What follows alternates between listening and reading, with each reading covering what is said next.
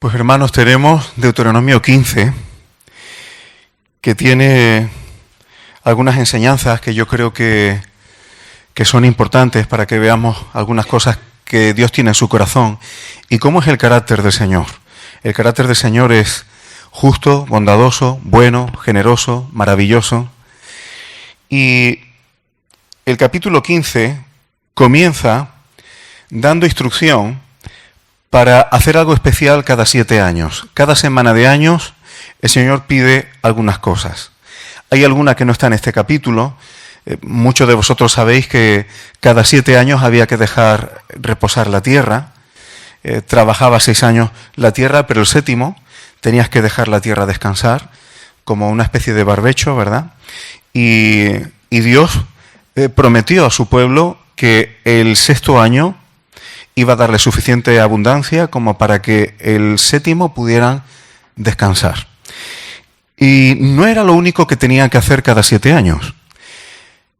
Cada 7 años tenían que hacer una remisión de todas las deudas. Todo aquel que hubiera prestado algo a alguien, cuando fuese a llegar el 7º año, tenían que remitir las deudas. Tenían que perdonarse las deudas con sus prójimos.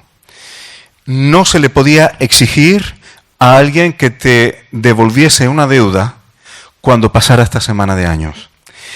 Y una de las razones que el Señor da en el versículo 4 es para que no haya en medio de ti mendigo, para que dentro del pueblo de Dios no hubiese mendicidad.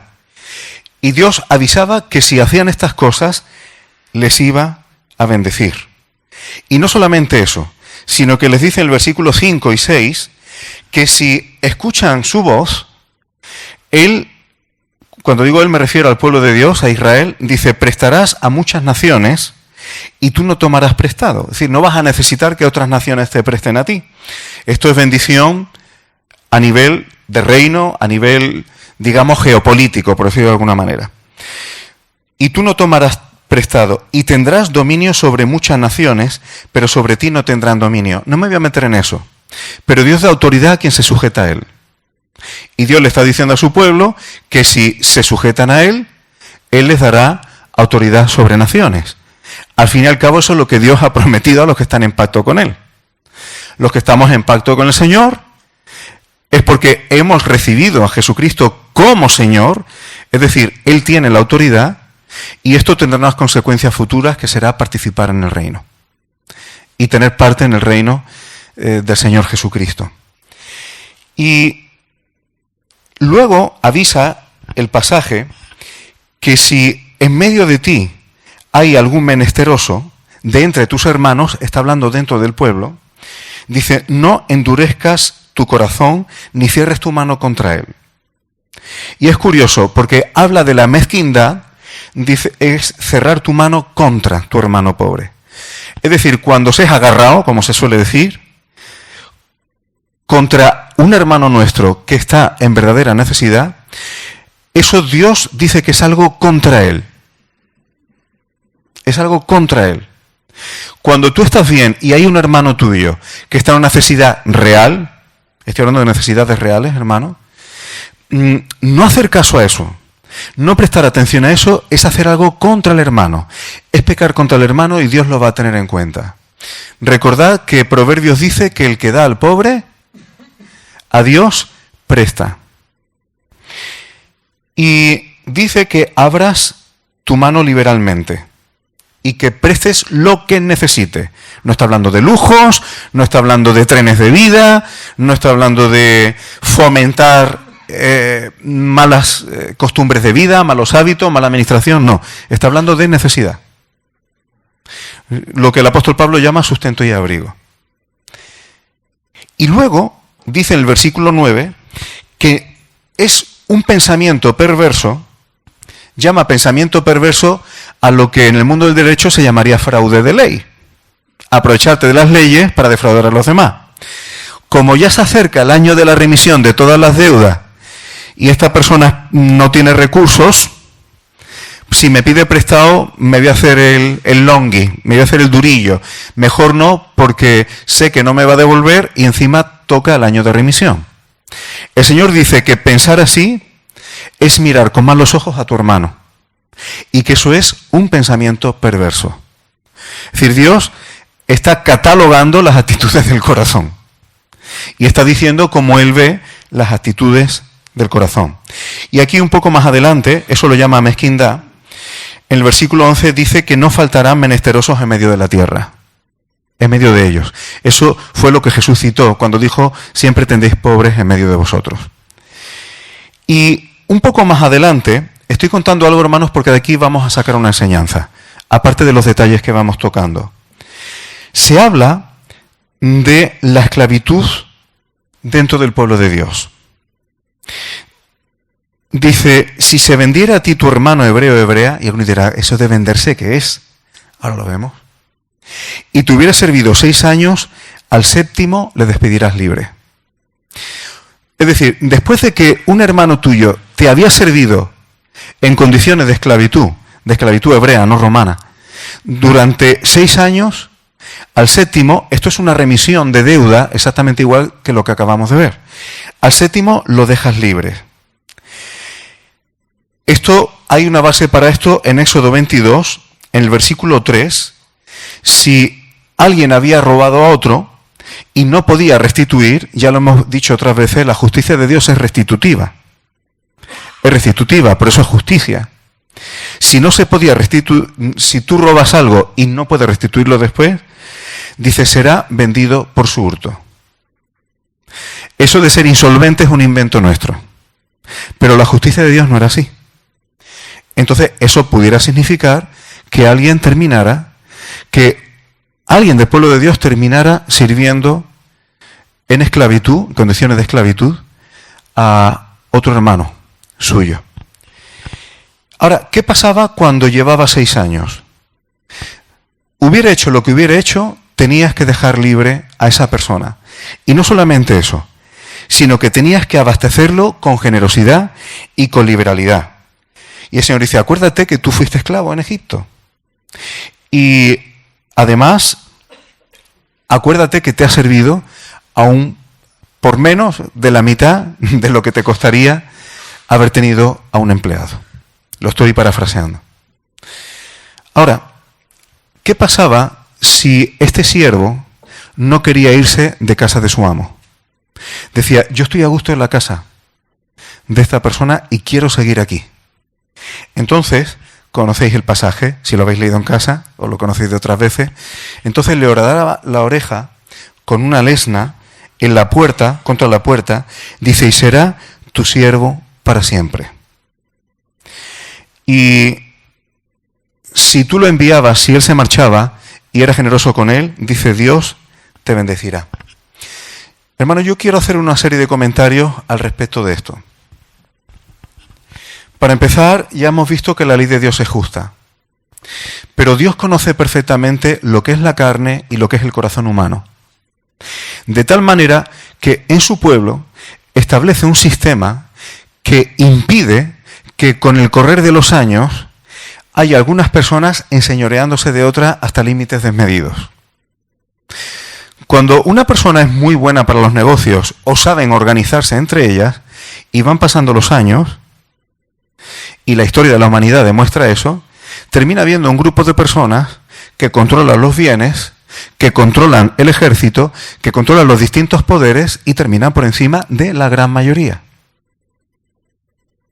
Es muy saludable lo que Dios hace. Cada semana de años una remisión de las deudas. Y esto sanea mucho, no solamente lo que es la rueda económica, sino que también, y especialmente con el tema de la esclavitud, impide que la diferencia entre las personas sean demasiado grandes. Que la dignidad, porque está hablando dentro del pueblo, se termine perdiendo definitivamente para una persona, incluso para su descendencia y sus familias. Dios procura equilibrar las cosas de una forma sana, de una forma saludable, para que funcionasen bien como sociedad. Y a mí me gustaría, más allá de estas cosas que creo que son interesantes, que pudiéramos sacar una enseñanza. Hoy quiero ser breve para que nuestro hermano Antonio tenga tiempo. Pero quiero que veamos una enseñanza que creo que podemos ver de este capítulo. Si el esclavo quería quedarse en casa de su amo porque quiere estar en esa casa, ¿no suena esto a algo? Cuando nosotros venimos al Señor Jesucristo, ¿no es voluntariamente querer ser siervos suyos y servirle? Ahora, ¿qué significa que Jesucristo es el Señor? Que tenemos que prestar atención a lo que Él dice. No creo que sea casualidad que se horadara a la oreja de la persona que quería servir permanentemente en la casa de su Señor. Porque Dios le dijo a su pueblo: escucha, Israel, el Señor tu Dios uno es, y me harás caso. En Apocalipsis tenemos: el que tenga oídos para oír, oiga lo que el Espíritu dice a las iglesias. Porque cuando no hay una disposición de sujetarse al Señor, puede pasar lo que el Señor le tuvo que decir a algunos fariseos: que teniendo ojos para ver no ven, teniendo oídos para oír no oyen.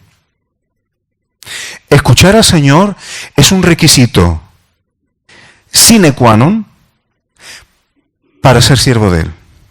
No podemos decir que Jesucristo es el Señor, no podemos decir que somos siervos del Señor, y en vez de escucharle con mis mejores intenciones, yo hago lo que creo que Él me diría. ¿No será mejor prestar atención a lo que Él dice?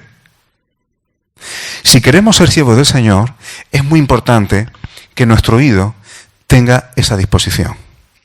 No hay siervo voluntario sin oreja horadada. Me estoy explicando, ¿no? Con la alegoría, por decirlo de alguna manera. Y luego hay algo, hermanos, que creo que merece la pena tocar. Cada semana de año había una remisión de las deudas.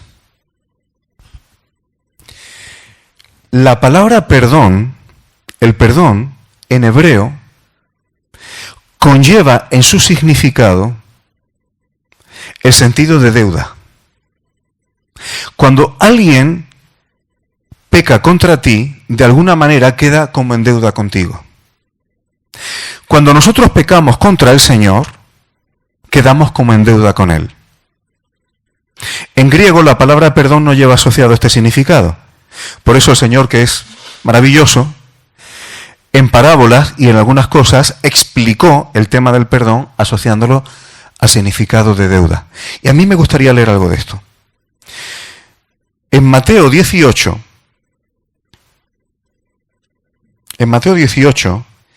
hay un procedimiento, desde el versículo, bueno, empieza antes, pero dice el versículo 15, si tu hermano peca contra ti, ve y repréndele estando tú y él solos. Es decir, si tu hermano peca contra ti, queda como en deuda contigo.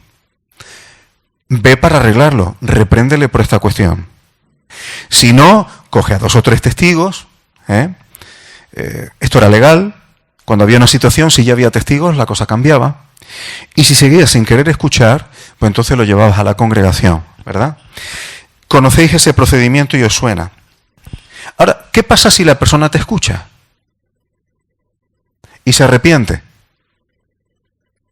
Cuando la persona escucha y se arrepiente de su pecado, entonces la persona es perdonada. Y Pedro le dice al Señor en el versículo 21, ¿cuántas veces perdonaré a mi hermano que peque contra mí? ¿Hasta 7? ¿Y qué le dijo el Señor? Hasta 7 no, hasta 70 veces 7. Las que sean. Cuando hay arrepentimiento en la persona que peca contra nosotros, se nos debe perdonar. No debemos dejar a la persona en deuda con nosotros si se arrepintió de verdad. Debemos hacer esa remisión de deuda. Y para explicar esto, el Señor Jesús puso un ejemplo. En el versículo 23 dice, lo parafraseo, dice, el reino de los cielos es semejante a un rey que quiso hacer cuentas con sus siervos. Hacer cuentas, deuda. Y había uno, versículo 24, que le debía 10.000 talentos. Esto era una cantidad impagable. Impagable. Y entonces, su señor, por esa deuda, ordenó venderle a él, a su mujer y sus hijos. En el contexto de lo que hemos visto antes, esto significaba quedar en esclavitud permanente. y todo lo que tenía para pagar la deuda. Pero este siervo le pide misericordia al Señor. Y el Señor, movido a compasión y movido a misericordia, va y le perdona.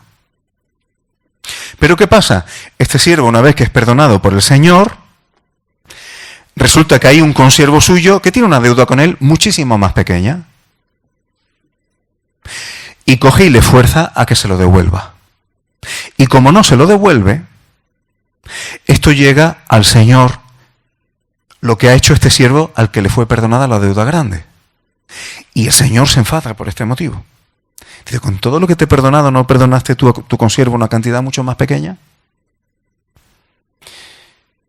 Y esto es importante, hermanos. En el versículo 35 dice, así también mi Padre Celestial hará con vosotros si no perdonáis de todo corazón cada uno a su hermano sus ofensas. Cuando alguien nos ofende, cuando alguien peca contra nosotros, es imposible en el devenir de nuestra vida que no haya ocasiones en las que pequemos contra alguien o alguien peque contra nosotros. Mientras estamos en la carne, la posibilidad del accidente está. El que diga que no tiene pecado es mentiroso. Yo no puedo decir, a partir de ahora ya no voy a pecar más. Otro tema es que diga, como no puedo evitar pecar, pues nada, practicar el pecado. Entonces ya ahí estamos hablando de otro tema. Pero el siervo del Señor quiere que el pecado no sea su forma de vida, sino una accidentalidad, si ocurre. Y como eso no lo podemos evitar, ¿qué pasa cuando alguien peca contra nosotros? Cuando alguien nos ofende. Y hermano, el tema del pecado es lo que dice la Biblia que es pecado. Porque a veces la dictadura del ofendidito, no. Eso no es bíblico. Es que me ha mirado, la forma en la que me ha saludado, este tipo de prejuicios y ambigüedades que a veces generan unos ambientes. Biblia en mano, ¿dónde está el pecado? Pero estas impresiones y ambigüedades, eso hay que quitarlo de en medio. Eso no edifica. Pero cuando verdaderamente se peca contra alguien, quedamos como en deuda contra la persona. Y cuando somos conscientes de eso y tenemos un arrepentimiento, la persona a la que hemos ofendido, una vez que se ha producido el arrepentimiento, debemos procurar darle la libertad a quien se arrepintió. Y no tratarlo como si siguiera debiéndonos algo porque mira lo que me hizo. Si hay arrepentimiento real, debemos hacer esa remisión. Debemos darle el reposo de que la deuda ha quedado saldada. Cuando tratamos con nuestros hermanos, como hiciste esto, yo ya sé cuál es tu problema, yo sé cuál es tu debilidad, ya sé por dónde vas, ya te tengo calado. Ese tipo de cosas, hermano, cuando hay un arrepentimiento real, y quiero subrayar cuando hay arrepentimiento. Cuando una persona peca, ofende y no se arrepiente, estamos hablando de otra cosa. Pero sí es cierto que hay veces que cuando metemos la pata hay arrepentimiento. Nos duele en el corazón, sabemos que hemos hecho daño. Pero contra quien hemos pecado, igual que el Señor cuando nos arrepentimos y nos cubrió con la sangre de Cristo, nos ha perdonado una cantidad impagable, nosotros cuando alguien peque contra nosotros, una vez que ha habido un arrepentimiento, hasta 70 veces 7, debemos darle la libertad a los hermanos y no dejarlos como vasallos nuestros porque nos ofendieron. Y mantener actitudes como si siguiera un cierto resentimiento o como si todavía nos debiesen algo. Perdonar de verdad es devolver a la persona esa libertad y devolverle la posición que tenía antes de que pecara contra nosotros si se arrepintió. Ese es el perdón. Y eso genera unidad, genera convivencia y genera amor. Genera amor, que debe ser el signo de los discípulos de Cristo. Por eso, en el Padre Nuestro, Mateo 6:12, dice, perdónanos nuestras deudas, y lo está diciendo como deuda, como también nosotros perdonamos a nuestros deudores. Hermano, no quiero ocupar ya más tiempo. El capítulo termina con algo interesante. El Señor pide que se le consagre todo primogénito de las vacas, de las ovejas, Y dice, no te servirás del primogénito de tus vacas ni las trasquilarás. Me encanta lo que el Señor dice aquí. ¿Qué significa consagrarle al Señor el primogénito? En el contexto está diciendo que el primogénito de tus vacas, de tus ovejas, no lo dediques para tus negocios, sino que se lo consagres al Señor. ¿De qué manera? Disfrutando, comiendo de eso, delante del Señor. Esto es impresionante, hermano, porque muchas veces con tu casa, es decir, con tu familia, el Señor está diciendo que cuando vayas teniendo que lo primero, cuando tus negocios vayan prosperando, lo primero, que no sea para seguir reinvirtiendo y reinvirtiendo y para tener más y tener más. No, no. De lo que el Señor te prospera y te bendice, delante de Él, cojas con tu familia y disfrutes también.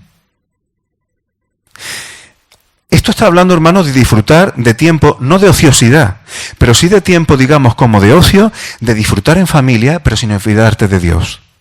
Que el tiempo de alegrarte con tu casa sea delante del Señor, teniendo en cuenta al Señor. Y cuando utilizamos de su bendición y de los recursos que Él nos da, para delante de Él, insisto en lo de delante de Él, con nuestras familias, teniendo en cuenta al Señor, disfrutamos de Él, hermanos, esto es una bendición. Y esto también es consagrar al Señor.